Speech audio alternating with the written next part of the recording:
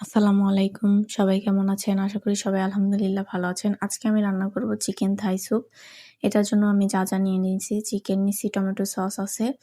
এখানে মসলা নিয়ে নিছি থাই পাতা, কাঁচামরিচ আর আদাটা একদম পাতলা করে চাকা করে কেটে নিছি। দিয়ে দিলাম লেবুর রস, পরিমাণ মতো লবণ। এতে সবগুলো উপকরণ দিয়ে আমি সাথে ডিমের কুসুমটা দিছি, সাদা অংশটা দেই নাই। পরিমাণ মতো সয়া সস দিয়ে নিলাম।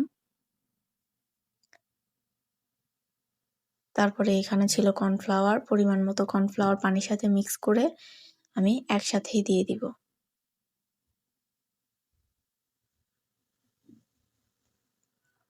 এই তো দেখতেই পাচ্ছেন, এটা কিন্তু খুবই স্বাস্থ্যকর একটা খাবার। তো এই তো আমি একদম জাল করে নামাই নিছি। তৈরি হয়ে গেল আমাদের চিকেন থাই স্যুপ। কালারটা কিন্তু মাশাআল্লাহ অনেক ভালো আসছে। আর অবশ্যই রেসিপিটা সবাই ট্রাই করবেন। আশা করি সবার কাছেই ভালো লাগবে।